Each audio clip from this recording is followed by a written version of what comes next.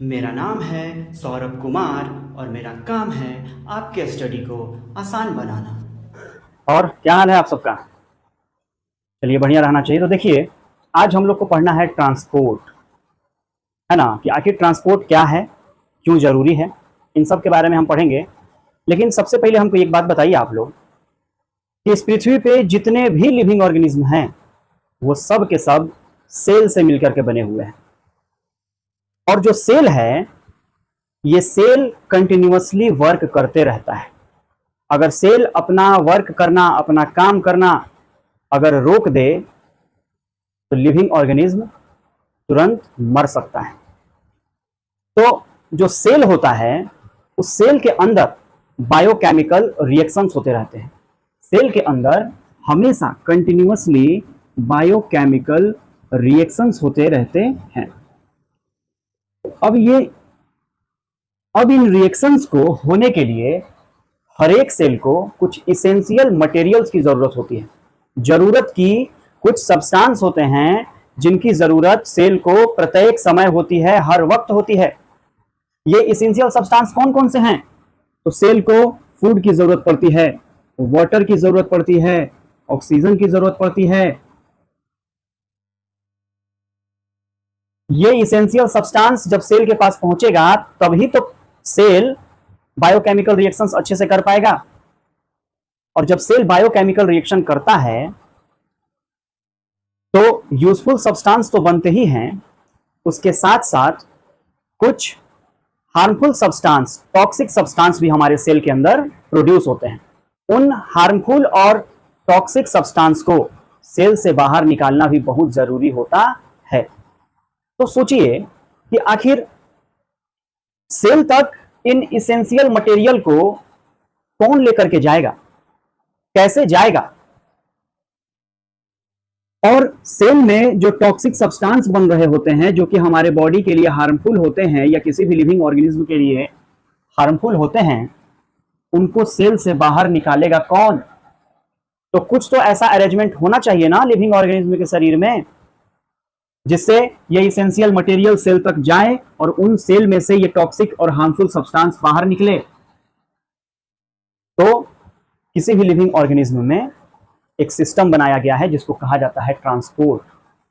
ये ट्रांसपोर्ट ही essential material को cell तक ले जाता है, प्रत्येक सेल को देता है और वहां से टॉक्सिक सब्सटेंस को उन ऑर्गन्स तक ले आता है जहां से टॉक्सिक सब्सटेंस शरीर से बाहर कर दिए जाते हैं। तो ट्रांसपोर्ट एक ऐसा लाइफ प्रोसेस है जिसमें सब्सटेंस को बॉडी के एक पार्ट से दूसरे पार्ट तक ले जाया जाता है। तो तुम लोग समझ गए? तो ट्रांसपोर्ट काहे जरूरी है, क्यों जरूरी है, तो समझ में आ रहा है कि अगर ट्रांसपोर्ट नहीं होगा शरीर में तो भाई इसेंशियल मटेरियल सेल तक पहुंचेगा नहीं और टॉक्सिक मटेरियल सेल से बाहर भी नहीं आएगा, है ना। तो हमको उम्मीद है कि आप समझ गए होंगे। समझ गया? अरे यार, तुम पीछे कहाँ देख रहा है हो? ओहो, पढ़ा रहे इधर, अब देख रहा है तुम पीछे। अरे उसको मारो 4 लाठी यार। हम पढ़ा रहे हैं इधर, वो देख रहा है पीछे। क्या है पीछे? ट्रांसपोर्ट प्लांट में भी होता है और एनिमल्स में भी होता है। तो अब हम पढ़ेंगे ट्रांसपोर्ट इन प्लांट्स। क्या प्लांट्स को भी इसेंशियल मटेरियल्स की जरूरत पड़ती है? भाई जरूरत पड़ेगी, एकदम पड़ेगी। काहे नहीं पड़ेगी? क्योंकि प्लांट भी तो एक लिविंग ऑर्गेनिज्म है, इनको भी तो जरूरत की चीजें चाहिए अपने लाइफ प्रोसेस को करने के लिए, है कि नहीं? तो देखिए, आपको पता है कि प्लांट जो है ये फोटोसिंथेसिस करता है कि नहीं करता है? करता है। अच्छा, प्लांट रेस्पिरेशन भी करता है? बिल्कुल करता है। तो फोटोसिंथेसिस के लिए प्लांट्स को कार्बन डाइऑक्साइड चाहिए, ठीक है। रेस्पिरेशन के लिए ऑक्सीजन चाहिए, है ना। तो ये तो जरूरत की चीजें हैं ना प्लांट्स के लिए हैं। तो ये दोनों जो हैं गैस, ये प्लांट एयर से डायरेक्टली ले लेता है, डिफ्यूजन से। समझ गए? एयर से डायरेक्टली ले लेता है डिफ्यूजन प्रोसेस के द्वारा। तो आखिर जब ये दोनों एयर से ले ही लिया तो कौन सा ऐसा इसेंशियल सब्सटेंस है जो प्लांट में ट्रांसपोर्ट किया जाना चाहिए? तो प्लांट में ट्रांसपोर्ट के लिए वाटर, फूड, मिनरल्स, समझ गया ना, इन सब चीजों की जरूरत पड़ती है। तो प्लांट्स में ट्रांसपोर्ट के लिए, प्लांट्स में आखिर किसका ट्रांसपोर्टेशन होगा? तो ट्रांसपोर्ट किस किस चीज का किया जाता है? तो प्लांट में वाटर का ट्रांसपोर्ट होगा, इसके बाद मिनरल्स का ट्रांसपोर्ट होगा, समझ गए, इसके बाद फूड का ट्रांसपोर्ट होगा और हॉर्मोन्स का ट्रांसपोर्ट होगा, इनका ट्रांसपोर्टेशन प्लांट में जरूरी है। ठीक है, तो जानते हैं आखिर प्लांट में ट्रांसपोर्टेशन का काम कौन करता है। तो प्लांट में दो टिश्यू पाया जाता है, मतलब प्लांट में दो ऐसे टिश्यू पाए जाते हैं जिनको हम कंडक्टिंग टिश्यू कहते हैं। तो एक का नाम है जाइलम टिश्यू, ठीक है, एक का नाम है जाइलम टिश्यू और दूसरे का नाम है फ्लोएम टिश्यू। ठीक है, जाइलम टिश्यू का काम है वाटर एंड मिनरल्स का कंडक्शन करना, मतलब कि प्लांट में वाटर और मिनरल को एक पार्ट से दूसरे पार्ट ले जाने का काम ये जाइलम टिश्यू करता है। अब ये फ्लोएम टिश्यू क्या करता है, तो फूड और हार्मोन्स का कंडक्शन जो है इस फ्लोएम टिश्यू के द्वारा होता है। समझ गए, मतलब कि वाटर और मिनरल्स का कंडक्शन जाइलम टिश्यू करता है और फूड और कुछ हार्मोन्स बनते हैं प्लांट्स में जो प्लांट्स के लिए बहुत जरूरी होते हैं, उनका ट्रांसपोर्टेशन भी फ्लोएम टिश्यू ही करता है। अब जानते हो, अब हम लोग जानेंगे ना कि जो जाइलम टिश्यू है उसके बारे में थोड़ा सा डिटेल से हम लोग जान लेते हैं। समझ गए, तो हम लोग किसके बारे में जानेंगे बच्चा लोग, तो जाइलम टिश्यू के बारे में जानेंगे। देखिए जाइलम जो है बाबू एक टिश्यू है, तो जाहिर सी बात है कि टिश्यू जो है वो सेल से मिलकर के बनता है। तो जाइलम जो टिश्यू है ये 4 ठो सेल से मिलकर के बना हुआ है। एक का नाम है जाइलम वेसल, क्या नाम है, जाइलम वेसल। दूसरे का नाम है ट्रैकियार्ड्स, तीसरे का नाम है जाइलम फाइबर, ठीक है, और चौथे का नाम है जाइलम पैरेन्काइमा। ये 4 सेल से मिल करके जाइलम टिश्यू बनता है। देखिए इंटरेस्टिंग बात यह है कि ये जो तीनों सेल है, ये तीनों का तीनों सेल जो होता है नॉन लिविंग होता है। ये तीनों मरल सेल है, मरा हुआ सेल है। और ये जो सिर्फ जाइलम पैरेन्काइमा है यही एक एक्सेप्शन है और यही एक सेल होता है लिविंग, जो कि जिंदा सेल है, जीवित सेल है। ये तीनों के तीनों सेल आप देख रहे हैं, जाइलम वेसल, ट्रैकियार्ड्स और जाइलम फाइबर, ये तीनों के तीनों नॉन लिविंग हैं और जो जाइलम पैरेन्काइमा है ये लिविंग है। अब समझिए आखिर इनका क्या क्या काम है ना। तो देखिए जाइलम वेसल का काम होता है वाटर का ट्रांसपोर्ट करना, ठीक है, वाटर ट्रांसपोर्ट करने का काम कौन करता है, जाइलम वेसल करता है। और ट्रैकियार्ड्स का भी सेम यही काम है। समझ गए। जाइलम फाइबर का काम होता है स्ट्रेंथ देना, मजबूती प्रोवाइड करना। समझ गए, मजबूती प्रोवाइड करना, ओके। और ये जाइलम पैरेन्काइमा कौन सी करता है, तो जाइलम पैरेन्काइमा करता है ये फूड को स्टोर, फूड एंड वाटर, ये फूड और वाटर को स्टोर करने का काम करता है। हम फिर से एक बार इन सब के बारे में आपको बता दे रहे हैं कि जाइलम टिश्यू जो है कितने सेल से मिलकर बना हुआ होता है बाबू, 4 ठो सेल से मिलकर बना हुआ होता है। एकदम इसको याद रख लीजिए। 4 सेल में आपको क्या क्या दिख रहा है, एक है जाइलम वेसल, दूसरा है ट्रैकियार्ड्स, फिर जाइलम फाइबर और जाइलम पैरेन्काइमा। ये तीनों का तीनों देख रहे हैं ना, ये तीनों का तीनों मरा हुआ सेल है, मृत सेल है, डेड सेल है। और ये वाला बेचारा जिंदा सेल है, लिविंग सेल है। ठीक है, वेसल और ट्रैकियार्ड्स का काम क्या है, वाटर का ट्रांसपोर्ट करना। जाइलम फाइबर का काम है स्ट्रेंथ प्रोवाइड करना और जाइलम पैरेन्काइमा का काम है फूड एंड वाटर को स्टोर करना। समझ गए, ओके। अब जो है आपके बुक में जाइलम वेसल और ट्रैकियार्ड्स के बारे में है, तो हम इनके बारे में अब आपको बता देते हैं। अब हम लोग थोड़ा सा जाइलम वेसल के बारे में जान लेते हैं। देखिए जाइलम वेसल सबसे पहले तो ये जान लीजिए कि नॉन लिविंग सेल है। कैसा सेल है, नॉन लिविंग सेल है। क्लियर है बात। इसके बाद जाइलम वेसल के बारे में जानिए कि इसमें साइटोप्लाज्म नहीं होता है और न्यूक्लियस भी नहीं होता है, मतलब कि no cytoplasm and no nucleus. न तो साइटोप्लाज्म होगा ना ही न्यूक्लियस होगा। 2 पॉइंट हमको उम्मीद है कि आपको समझ में आ गया होगा। इसके बाद जानते हैं ये पाइप्स की तरह होता है। देखिए इस तरीके का ना, ये पाइप्स की तरह होता है। जाइलम वेसल जो है इस तरीके का पाइप्स की तरह होता है और इसके जो एंड होते हैं ये ओपन होते हैं। ठीक, और बहुत सा जाइलम वेसल होता है, एगो मत सोचिएगा। जाइलम वेसल जो है बहुत सारा होता है जो एंड टू एंड, यहां से फिर एक ठो जाइलम वेसल जुड़ा रहेगा, इधर जुड़ा रहेगा। और ये जाइलम वेसल रूट से लेकर के अब प्लांट के अपर पार्ट तक पूरे फैले हुए होते हैं। समझ गए ना बात को। अब हम बताना क्या चाह रहे हैं इसको ध्यान से समझिए। ये जो जाइलम वेसल होता है बाबू, ये सेलुलोज से बना होता है। किससे बना होता है, सेलुलोज से। और किससे बना होता है, लिग्निन से। सेलुलोज और लिग्निन से बना होता है। ये जो लिग्निन है ये बहुत ही हार्ड सब्सटेंस होता है जो जाइलम वेसल में पाया जाता है, क्योंकि जाइलम वेसल सेल्यूलोज और लिग्निन से ही मिलकर के बनता है। तो जाइलम वेसल जो है ना, स्टेम को ना स्ट्रेंथ प्रोवाइड करता है, बहुत मजबूती प्रोवाइड करता है, इसीलिए स्टेम ये सब देखिएगा ना पूरा टाइट खड़ा रहता है, एकदम पूरा एकदम मजबूती से खड़ा रहता है। जो स्टेम होता है, जब मान लीजिए इंसान पेड़ वेड़ काटता है तो उसमें से जो लकड़ी निकलता है, जो वुड होता है, वो वुड बेसिकली आप समझ लीजिए तो लिग्निफाइड जाइलम ही होता है, समझ गए, जो कि इतना मजबूत लकड़ी प्रोवाइड करता है। मतलब पूरा समझ लीजिए जो वुड मिलता है वो एक तरह से लिग्निफाइड जाइलम ही होता है, जिसका उपयोग हम लोग फर्नीचर वर्नीचर बनाने में करते हैं।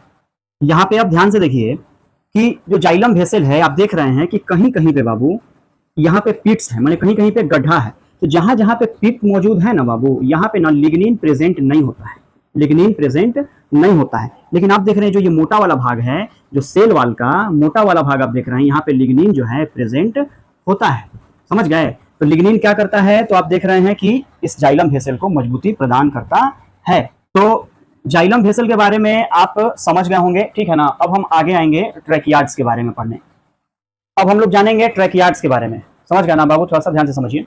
देखिए ट्रैकियार्ड्स भी बाबू नॉन लिविंग ही होता है, ट्रैकियार्ड्स भी नॉन लिविंग ही होता है और इसमें लिग्निन पाया जाता है। ये तो जो चीज समझ रहे हैं, मतलब ट्रैकियार्ड्स नॉन लिविंग होता है और इसमें लिग्निन पाया जाता है। आप ट्रैकियार्ड्स को देखिए, इस तरीके का ट्रैकियार्ड्स दिखता है। ट्रैकियार्ड्स जो है ये एक लंबा पतला स्पिंडल शेप का सेल है जिसमें बहुत सारे पिट्स पाए जाते हैं। पिट्स का मतलब है इनमें बहुत सारे गड्ढे पाए जाते हैं, छेद पाए जाते हैं। इस ट्रैकियार्ड्स का जो एंड होता है ये ओपन ना होकर के टेपर शेप का होता है, इस तरीके का आप देख रहे हैं, टेपर शेप का होता है, ठीक है। और इनमें जो पिट्स पाए जाते हैं ये सब है बाबू पिट्स। ये पिट्स जो हैं क्या करते हैं, ये वाटर को फ्लो कराते हैं, मतलब इनसे वाटर पास होता है एक पिट से दूसरे पिट में, ठीक है। इसी तरीके से वाटर का सर्कुलेशन या वाटर का ट्रांसपोर्टेशन होता है इनमें। तो ट्रैकियार्ड्स के बारे में आप लोग समझ गए ना। तो अब जो है इसके आगे चलते हैं, हम लोग कुछ और बात को समझते हैं।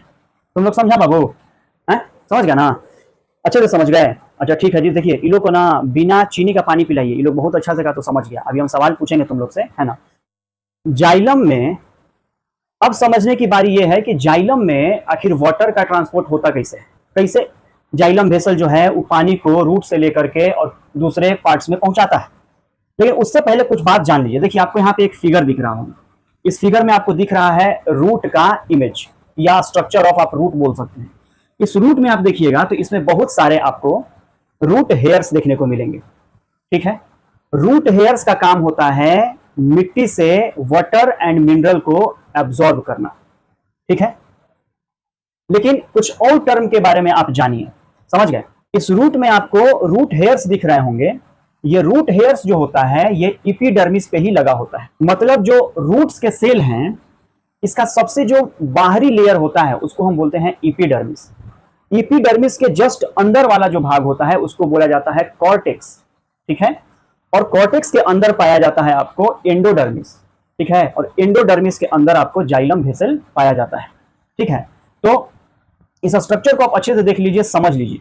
अगर आपसे क्वेश्चन पूछेगा कि outermost layer of root cell, तो आप बोलिएगा एपिडर्मिस। एपिडर्मिस के नीचे आता है आपको कॉर्टेक्स, कॉर्टेक्स के नीचे एंडोडर्मिस, उसके बाद आपको जाइलम वेसल मिलता है, ठीक है ना। ये चीज आप देख रहे होंगे। लेकिन अब देखिए समझिए कि आखिर सबसे पहले जो वाटर है रूट में वो कौन एब्जॉर्ब करता है। तो सबसे पहले वाटर को एब्जॉर्ब करने का काम करता है बाबू रूट हेयर, ठीक है। ये रूट हेयर जब एब्जॉर्ब करता है तो वाटर जो है जाता है आपको एपिडर्मिस में, ठीक है। एपिडर्मिस में जब जाता है तो एपिडर्मिस से होते हुए फिर वाटर जो है वो आता है कॉर्टेक्स में, ठीक है। फिर जो है कॉर्टेक्स से आता है एंडोडर्मिस में, किसमें आता है एंडोडर्मिस में, समझ गए। और इस एंडोडर्मिस के बाद जो है फिर आता है आपको जाइलम में, समझ गए। और जाइलम में आने के बाद फिर जो है ये पूरे प्लांट्स में पहुंच जाता है। मतलब वाटर का ट्रांसपोर्ट कैसे होता है आप देख रहे हैं। मतलब रूट में भी इतने सारे भाग हैं। मतलब सबसे पहले वाटर को एब्जॉर्ब करता है रूट हेयर सॉइल से, मिट्टी से। इसके बाद रूट हेयर से जब वाटर है वो एपिडर्मिस में जाता है, एपिडर्मिस के बाद कॉर्टेक्स में, कॉर्टेक्स के बाद फिर एंडोडर्मिस, एंडोडर्मिस के बाद फिर वो आता है जाइलम में। और जाइलम ही पूरा पानी को ले जाकर के पूरे प्लांट में पहुंचा देता है, समझ गए। और वाटर से प्लांट्स फोटोसिंथेसिस कर लेते हैं। देखिए आपको इतना तो पता है कि जो जाइलम वेसल होता है, ठीक है ना, या जाइलम होता है वो किसका किसका ट्रांसपोर्टेशन करता है। तो करता है वाटर का और किसका करता है मिनरल का, ठीक है, वाटर का और मिनरल का। जब ये मिनरल वाटर में अच्छे तरीके से घुल जाते हैं तो इसको कहा जाता है सेल सैप। क्या कहा जाता है? Cell sap. ठीक है, तो ये वाटर और मिनरल इन दोनों को एब्जॉर्ब कौन करता है भाई? तो रूट में रूट हेयर का काम होता है इस वाटर और मिनरल को क्या करना? एब्जॉर्ब करना।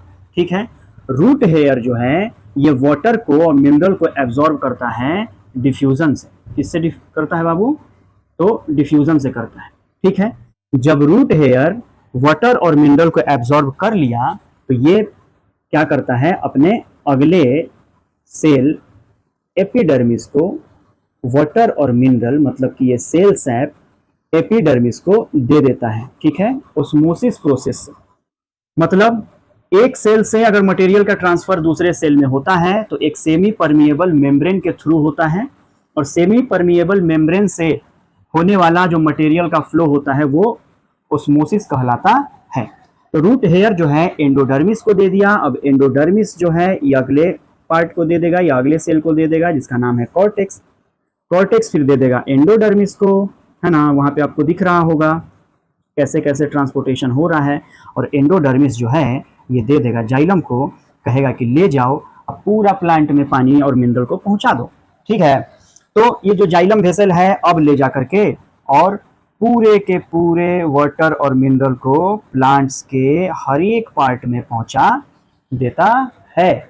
इससे पहले तो जान गए ना कि भाई अब वाटर जो है जाइलम तक आ गया है, लेकिन इस जाइलम से वाटर ऊपर चढ़ता कैसे है यही पढ़ना है। मतलब वाटर जो है सब टप का मतलब है कि ऊपर खिंचाता कैसे है, समझ गए? जो रूट हेयर है ये सॉइल पार्टिकल्स के बीच का वाटर और मिनरल को एब्जॉर्ब करके जाइलम तक तो पहुंचा दिया, लेकिन ये जाइलम वेसल है ये अब जो है ऊपर तक वाटर को कैसे पहुंचाएगा, समझ गए? तो इसके बारे में हम लोग अब जानते हैं।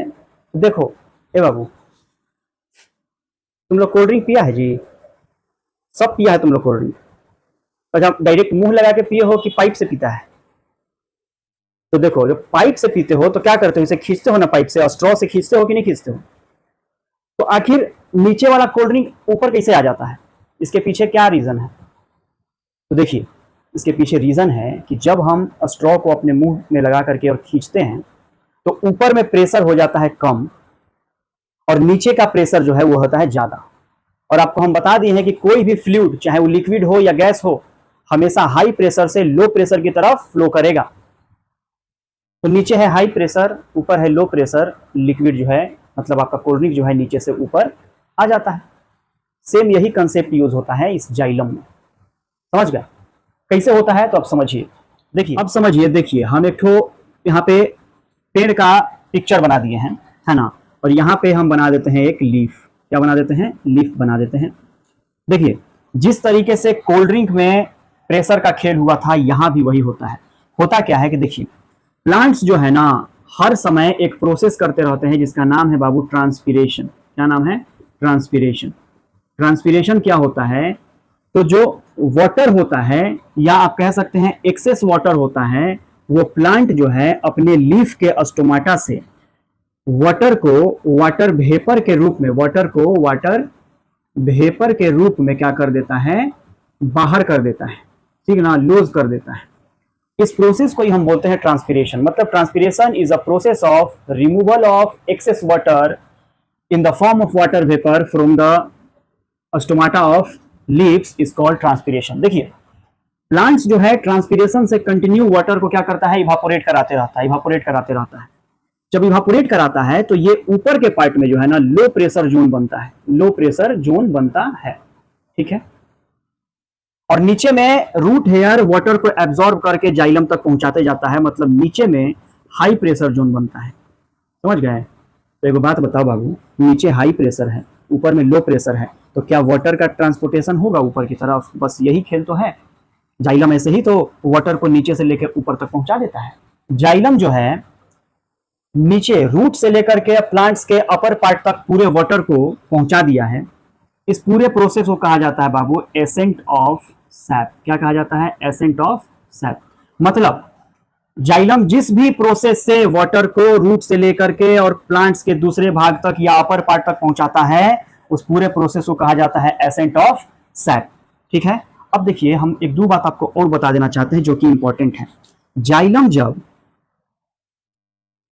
जब वाटर का ट्रांसपोर्ट करता है, वाटर ट्रांसपोर्ट करता है, इसमें कोई भी एनर्जी खर्च नहीं होता है। समझ गए ना, मतलब no energy needed, no energy needed. Clear है बात? अच्छा, लेकिन जब यही जाइलम मिनरल्स का ट्रांसपोर्ट करता है, मिनरल्स का ट्रांसपोर्ट करता है, तब एनर्जी की जरूरत होती है, मतलब एनर्जी खर्च होती है बाबू। समझ रहे हैं ना बात? हाँ, इस चीज को समझ जाइए कि वाटर के ट्रांसपोर्टेशन में कोई एनर्जी खर्च नहीं होता है, क्योंकि ऊपर में बार बार ट्रांसपिरेशन कर रहे हैं लिप्स, तो ऊपर में हमेशा लो प्रेशर जोन क्रिएट होता है और नीचे में हाई प्रेशर जोन रहता है। तो वाटर जो है वो हाई प्रेशर से लो प्रेशर की तरफ चल देता है, मतलब पानी ऊपर चढ़ जाता है, कोई एनर्जी नहीं लगता है। लेकिन इसमें महत्वपूर्ण भूमिका होती है किसकी? ट्रांसपिरेशन की। और हम कुछ बातें ट्रांसपिरेशन के बारे में जानेंगे, लेकिन पहले इसको समझ लेते हैं। लेकिन जब मिनरल्स का होता है तो उसमें एनर्जी खर्च होता है। समझ गए ना? और हम आपको बता दें बाबू कि प्लांट्स को टोटल 17 मिनरल्स की जरूरत होती है। प्लांट्स को टोटल कितने मिनरल्स की जरूरत होती है? 17 मिनरल्स की जरूरत होती है। और इस 17 मिनरल्स में जो तीन ठो मिनरल्स है, कार्बन, हाइड्रोजन और ऑक्सीजन, ये तो एयर से ले लेता है। लेकिन बाकी के जो 14 मिनरल्स हैं ये मिट्टी से लेता है। कौन लेगा?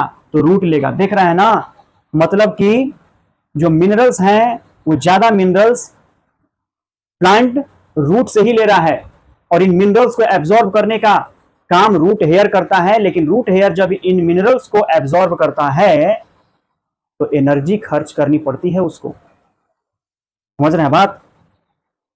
और आखिर ये मिनरल्स की जरूरत होती क्यों है प्लांट्स को? तो मिनरल्स की जरूरत इसलिए होती है ताकि प्लांट अपने लिए प्रोटीन बना सके, अपने प्लांट बॉडी को हेल्दी रख सके, इसलिए मिनरल्स की जरूरत पड़ती है। समझ गए? अब हम लोग ट्रांसपिरेशन के बारे में कुछ जान लेते हैं। देखिए, आप सबको पता है कि ट्रांसपिरेशन क्या है। तो ट्रांसपिरेशन वो प्रोसेस होता है जिसमें प्लांट्स जो हैं अपने एक्सेस वाटर को वाटर वेपर के रूप में अपने लीव्स से बाहर कर देते हैं। ठीक है, मतलब इसमें क्या होता है? तो लॉस ऑफ वाटर होता है, पानी का लॉस होता है। ठीक है, ट्रांसपिरेशन बाबू बहुत जरूरी प्रोसेस होता है प्लांट्स के लिए। अब आप पूछिएगा कैसे? तो अगर ट्रांसपिरेशन नहीं होगा तो प्लांट्स के अपर पार्ट में लो प्रेशर नहीं बनेगा, और जब लो प्रेशर नहीं बनेगा तो नीचे से वाटर ऊपर खिंचा नहीं पाएगा। जबकि प्लांट्स को हमेशा वाटर की जरूरत पड़ती है फोटोसिंथेसिस के लिए। तो अगर वाटर ऊपर नहीं जा पाएगा तो वाटर क्या होगा? बढ़िया से फोटोसिंथेसिस नहीं कर पाएगा, और जब बढ़िया से फोटोसिंथेसिस नहीं कर पाएगा तो प्लांट मर सकता है।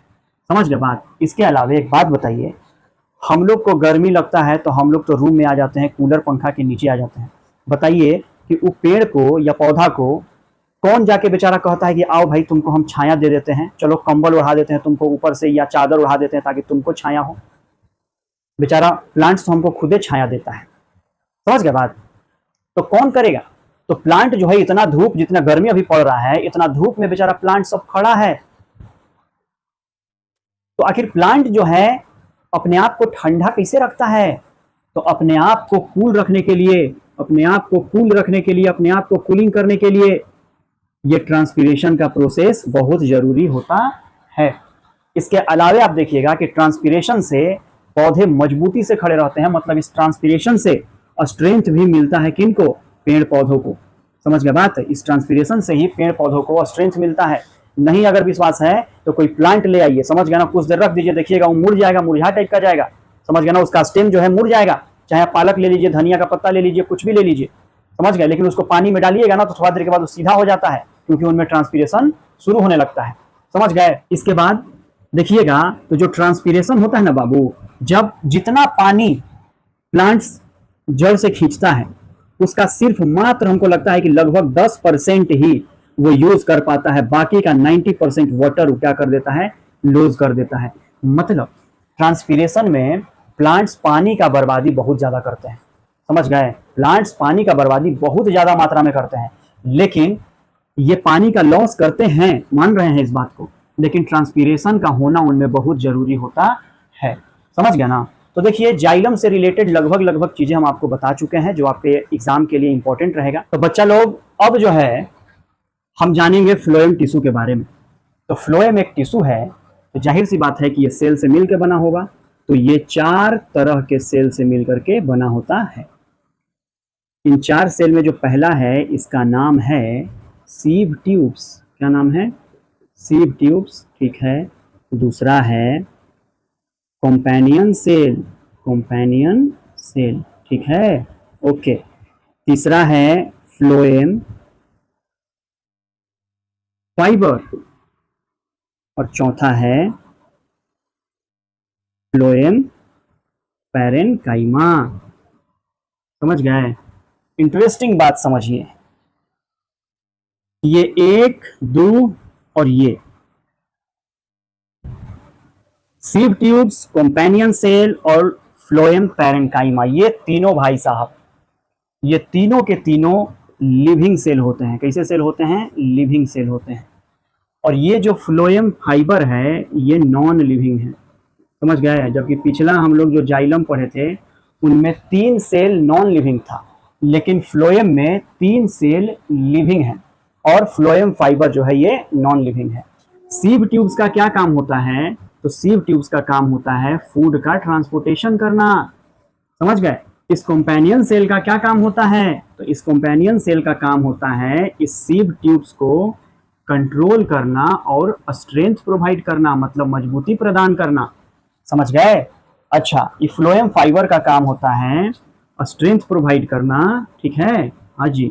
और ये फ्लोएम पैरेनकाइमा का काम होता है फूड स्टोर करना। समझ गए? तो इनका काम आप समझ गए। अब हम लोग थोड़ा सा इस सीव ट्यूब्स और कॉम्पेनियन सेल के बारे में जान लेते हैं। फ्लोएम टिश्यू का देखिए यहाँ पे एक तो फिगर बना हुआ है, समझ गए ना? देखिए ये जो दिख रहा है आपको, ये वाला, इसको हम बोलते हैं सीव ट्यूब्स। ये क्या है? ये है सीव ट्यूब्स। सीव ट्यूब्स में आप देख रहे होंगे कि इसके अंदर साइटोप्लाज्म तो है लेकिन इसमें न्यूक्लियस नहीं पाया जाता है, ठीक है। अच्छा, ये है देखिए सेल वॉल। ये जो सेल वॉल है, इस सेल वॉल में बाबू लिग्निन नहीं पाया जाता है। सेल वॉल में लिग्निन नहीं पाया जाता है, जबकि जाइलम वाले में लिग्निन पाया जा रहा था, ठीक है ना, लेकिन इसमें लिग्निन नहीं पाया जाता है। क्लियर है बात? अच्छा जी। अच्छा, इसके बगल में देखिए, ये इसका भाई है, इसी का नाम है बाबू कॉम्पेनियन सेल, ठीक है ना। कौन सा सेल? Companion cell. इस कॉम्पेनियन सेल में देखें ना, बहुत ही डेंस साइटोप्लाज्म होता है, बहुत ही गाढ़ा साइटोप्लाज्म होता है, लेकिन इसमें बाबू न्यूक्लियस पाया जाता है। समझ गए? इसमें न्यूक्लियस पाया जाता है, ठीक है। देखिए इस सीव ट्यूब्स का क्या काम होता है? फूड को जो है एक पार्ट से दूसरे पार्ट में पहुंचाना। लेकिन ये जो कॉम्पेनियन सेल है जो इसके साथ में लगा हुआ है, ये कॉम्पेनियन सेल का काम होता है सीव ट्यूब्स पे कंट्रोल करना, मीन सीव ट्यूब्स को कंट्रोल करना और सपोर्ट प्रोवाइड करना। सीव ट्यूब्स को सपोर्ट प्रोवाइड करने का काम कौन करता है? ये कॉम्पेनियन सेल करता है, ठीक है। अच्छा, इसमें देखिएगा कि जो एंड है, सेल का जो एंड दिख रहे हैं आप, इस पे आपको ना प्लेट की तरह आपको इस स्ट्रक्चर दिख रहा है जिसको कहा जाता है सीव प्लेट्स, ठीक है। इस सीव प्लेट्स में ना देखिएगा तो बीच बीच में ना छोटे छोटे छेद पाए जाते हैं। ये होल्स क्या करता है? तो फूड को एक ट्यूब से दूसरे फ्लोएम ट्यूब में पहुंचाता है।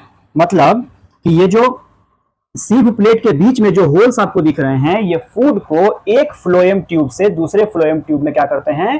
ट्रांसपोर्ट कराते हैं। समझ गए इतना तक? ये फिगर तो सिर्फ एक फ्लोएम टिश्यू का है। ऐसे ऐसे और इंटरकनेक्टेड पाइप्स होते हैं जो प्लांट्स के नीचे से लेकर ऊपर तक फैले रहते हैं। समझ गए? देखिए बात समझिए कि जो फ्लोएम का काम होता है वो फूड का ट्रांसपोर्ट करना और कुछ हार्मोन्स का ट्रांसपोर्ट करना। और ये जो हार्मोन्स होते हैं बाबू, ये रूट के टिप्स पे बनते हैं। ये हार्मोन बहुत सहायक होते हैं ताकि प्लांट्स को जो है बीमारी ना पकड़े, प्लांट्स में फूल खिलते रहें, प्लांट्स के पत्ते अच्छे रहें। समझ गए ना? बहुत सी चीजें करते हैं हार्मोन्स प्लांट में, ठीक है। तो जो मेन काम है बाबू फ्लोएम का, फ्लोएम का काम होता है फूड का ट्रांसपोर्ट। किसका ट्रांसपोर्ट? फूड का ट्रांसपोर्ट करना। और ये जो फूड है बाबू लिप्स में बनते हैं, ये सब आप लोग पढ़े होंगे। लेकिन लिप्स में एक सेल पाया जाता है जिस सेल का नाम है मीसोफिल सेल। कौन सा सेल? Mesophyll cell. मतलब प्लांट में जो फूड है लिव्स के मेसोफिल सेल में बनाए जाते हैं या प्रिपेयर किए जाते हैं। इस मेसोफिल सेल में जब फूड बन जाता है तो फूड जो है फ्लोएम के सीव ट्यूब्स में आता है। सीव ट्यूब्स में जब फूड आ जाता है ना बाबू, तो जो इंटरकनेक्टेड फ्लोएम टिश्यू होते हैं जो पूरे प्लांट्स में फैले होते हैं, प्लांट को एक पार्ट से दूसरे पार्ट तक पहुंचा देते हैं। समझ गए? जहां पे फूड का कंसंट्रेशन कम होता है वहां पे फूड का ट्रांसपोर्टेशन फ्लोएम टिश्यू कर देते हैं। आपको हम एक इंपॉर्टेंट बात और बताने जा रहे हैं, इसको ध्यान से देखिए, समझिएगा। आपको पता है कि प्लांट्स जो हैं ये अपने लीव्स में फूड का प्रिपरेशन करते हैं, मतलब फूड प्रिपेयर करते हैं। तो जो लीव्स होते हैं ये फूड जो है ये प्रिपेयर करते हैं, जब बनाते हैं तो बनाते हैं जानते हैं ग्लूकोज के फॉर्म में। किस फॉर्म में बाबू? ग्लूकोज के फॉर्म में। क्लियर है बात? लेकिन जब ये ट्रांसपोर्ट करते हैं फूड को तो ट्रांसपोर्ट जानते हैं ग्लूकोज के रूप में नहीं करते हैं, सुक्रोज के रूप में करते हैं। किस रूप में करते हैं? सुक्रोज के रूप में। ठीक है। और जब फूड का ट्रांसपोर्टेशन हो जाता है तो जो प्लांट्स हैं मुश्किल से अपने फूड का लगभग 10% ही यूज कर पाते हैं, बाकी का फूड वो स्टोर करके रख लेते हैं।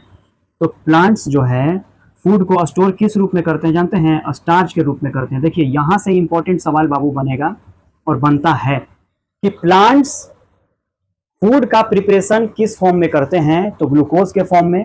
लेकिन जब ट्रांसपोर्ट करना होता है तो सुक्रोज के फॉर्म में ट्रांसपोर्टेशन होता है। याद रखिएगा, मतलब फ्लोएम जो है फूड का ट्रांसपोर्टेशन करता है तो वो सुक्रोज के रूप में करता है। प्लांट को जितना फूड दिया जाता है उनका लगभग 10% ही वो खा पाते हैं, तो 90% को क्या करेंगे? वो स्टोर करके रखेंगे ना। तो स्टोर करके रखते हैं स्टार्च के फॉर्म में। समझ गए बात को? हाँ, तो ये इंपॉर्टेंट है। बनाते हैं ग्लूकोज के रूप में, ट्रांसपोर्ट करते हैं सुक्रोज के रूप में और स्टोर करके रखते हैं स्टार्च के रूप में। ठीक है। अब आज का आखिरी टॉपिक हम समझते हैं, mechanism of transport of food in plants. देखिए आपको पता है कि फूड बनता कहाँ है? तो फूड बनता है आपको लीव्स में बनता है। लीव्स में भी किस सेल में बनता है? तो मेसोफिल सेल में बनता है। मेसोफिल सेल में बनता है। ओके। इस मेसोफिल सेल से फूड अब आता है बाबू सीव ट्यूब्स में। कहाँ आता है? सीव ट्यूब्स में। लेकिन इस मेसोफिल सेल से फूड सीव ट्यूब्स में आता है तो ऐसे ही नहीं आ जाता है, जानते हैं बाबू? एनर्जी का यूटिलाइजेशन होता है, माने एनर्जी खर्च होता है, एनर्जी यूटिलाइज होता है। और वो भी किस रूप में? तो जो एटीपी के रूप में एनर्जी स्टोर था ना, वही एनर्जी का यूटिलाइजेशन किया जाता है फूड जब मेसोफिल से सीव ट्यूब्स में आता है। ठीक है। जब सीव ट्यूब्स में फूड आ जाता है ना तो इसमें अब पानी की जरूरत होती है। पानी की जरूरत इसलिए होती है कि जब वाटर आएगा ना तो इसका प्रेशर क्या करेगा? बढ़ा देगा। समझ गए ना? माने प्रेशर इंक्रीज कर देगा। तो अब इसी सीव ट्यूब्स में ना वाटर इंटर करता है। ठीक है। और वाटर इंटर करता है ऑस्मोसिस के द्वारा। किस प्रोसेस के द्वारा? ऑस्मोसिस के द्वारा। जब वाटर जो है इस सीव ट्यूब्स में आता है तो अब क्या हो जाता है बाबू? अब जो है ध्यान से समझिए, अब जो है प्रेशर हो गया हाई। प्रेशर कैसा हो गया? हाई प्रेशर हो गया। अब जब यहाँ हाई प्रेशर हो गया तो अब फूड जो है उन जगह पे जाना शुरू कर देगा जहां पे लो प्रेशर है। तो मतलब जिस जिस जगह पे लो प्रेशर है, ये हाई प्रेशर से जो फूड है, ये फूड जो है फ्लो करके अब लो प्रेशर जोन की तरफ चलना शुरू कर देगा। समझ रहे हैं बात को? तो फूड का ट्रांसपोर्टेशन फ्लोएम के द्वारा इसी तरीके से होता है। तो फ्लोएम में जो फूड का ट्रांसपोर्टेशन होता है बाबू, इसमें एनर्जी खर्च होता है। इस बात को एकदम ध्यान रखिएगा। अब जो है एक बात और समझिए कि ये जो फूड है ये प्लांट के हर भाग में स्टोर हो जाता है, लिप्स में भी, स्टेम में भी, रूट्स में भी। बेसिकली ज्यादा मात्रा में इसे तो स्टेम में ही स्टोर होता है। तो जब कभी देखिएगा कि स्प्रिंग के मौसम में जब पेड़ अपने सारे पत्ते गिरा देते हैं, एक बार जानता है हो, हम एगो पेड़ देखे ना, वो बड़ा हरा भरा था और एक बार देखे ना तो पूरा सूख गया है वो पेड़ पूरा। हमको लगा पेड़ मर गया, लेकिन जैसे ही थोड़ा बहुत बारिश हुआ ना, देखे ना कि पेड़ में पत्ता फिर से आने लगा। हमको हो गया टेंशन कि भाई ये पौधा फिर से इसमें पत्ता कैसे आने लगा? ये पौधा तो मर गया था, ये तो पेड़ मर गया था। तब बाबू हम 10th क्लास का बायोलॉजी पढ़े, तब हमको समझ में आया कि जो फूड था वो तो प्लांट के प्रत्येक भाग में स्टोर है, रूट में भी स्टोर है। तो जब पत्ते नहीं है प्लांट में, फोटोसिंथेसिस मान लेते हैं कि नहीं हो रहा है, खैर लिप्स नहीं होंगे तो फोटोसिंथेसिस नहीं होगा, तो प्लांट जिंदा कैसे है? तो वही स्टोर फूड जो स्टार्च के रूप में स्टोर था वो फिर से कन्वर्ट हो जाएगा सुक्रोज के रूप में और फिर से फ्लोएम जो है इस फूड को लेकर के, और जहां पे नीड है फूड का, मतलब प्लांट के जिस भाग में फूड का जरूरत है वहां पे इस फ्लोएम टिश्यू के द्वारा फूड को पहुंचा दिया जाता है, और प्लांट इसी तरीके से जीवित रहते हैं अगर उनमें पत्ते नहीं भी हैं तो भी। तो हम ट्रांसपोर्टेशन इन प्लांट पढ़ाए हैं, हमको उम्मीद है कि आप लोगों को समझ में आ गया होगा। हम लोग फिर से मिलेंगे नेक्स्ट क्लास में। जय माता दी।